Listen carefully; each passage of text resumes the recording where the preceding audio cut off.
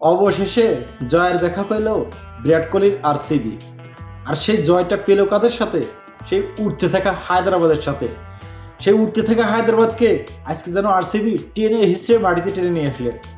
হায়দ্রাবাদের যে ব্যাটিং তাণ্ডবের ভয়ে দলগুলো থর থর করে কাঁপছিল, আজকে কিন্তু সেই হায়দ্রাবাদকেই আরসিবি ধরাশায়ী করলো। আর এই ধরাশায়ীটা করতে পারছে কিসের জন্য?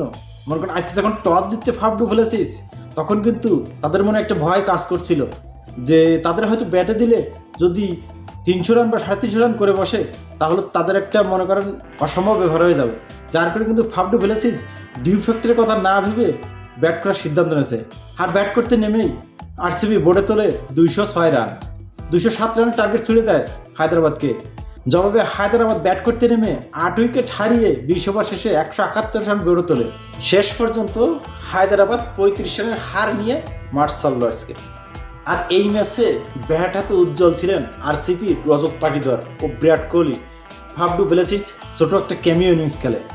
ওর সাথে ঢুকতে থাকা ক্যামেরন গ্রিনও কিন্তু আজকে রানের দেখা পাইছে। হয়তো ইনিংসটা বেশি একটা বড় করতে পারেনি, তারপরও একটা মানানসই একটা ইনিংস খেলছে আজকে ক্যামেরন গ্রিন।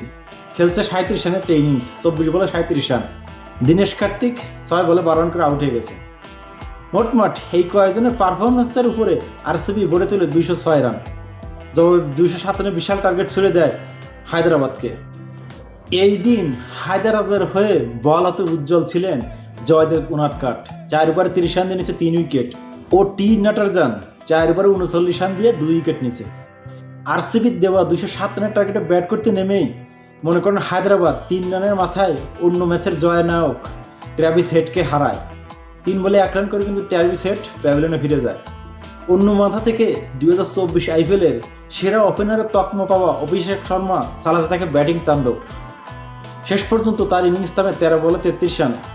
3টি 4 ও 2টি ছক্কা ছিল তার ইনিংসটি সাজানো। 35 রানের মাথায় সেও কিন্তু আউট হয়ে যায়। তারপরে এসে ব্যাটার থেকে এইডেন মার্করামও কিন্তু আউট হয়ে যায় 41 রানের মাথায়। 56 রানে আউট হয় ক্লাসেন। ও 69 রানের মাথায় আউট হয় নীতিশ রেড্ডি। ও 85 রানের মাথায় আউট হয় আব্দুল সামাদ। 85 রানে 6 উইকেট হারিয়ে ঢুকতে থাকে হায়দ্রাবাদ।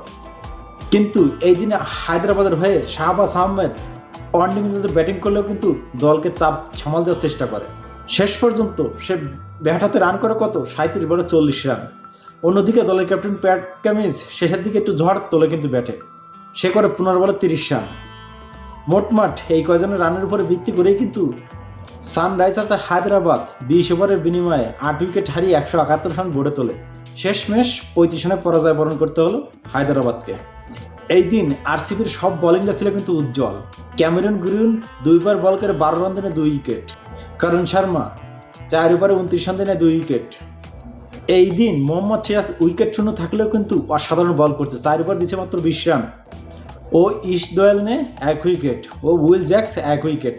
মোটমাট এই দিন কিন্তু আরসিবির বোলিংটা সবাই মোটামুটি ভালো বল করছে, যার কারণে কিন্তু টানা 7টা হারের পর কিন্তু জয়ের দেখা পেল আরসিবি এবং ধরাশায়ী করলো সেই উঠতে থাকা হায়দ্রাবাদকে।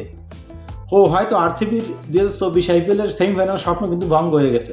আর কিন্তু সবগুলো ম্যাচ জিতলেও হয়তো তাদের যাওয়া সম্ভব হবে না। তাই এখন তাদের পিঠে দেওয়াল থেকে গেছে। এখন তাদের দর মার কাঠ খেলা খেলতে হবে। তো যাই হোক, কংগ্রাচুলেশন আরসিবি। হায়দ্রাবাদ আবারও ব্যাক করবে। তো ভাই ব্রাদার, সবাই ভালো থাকবেন। ধন্যবাদ।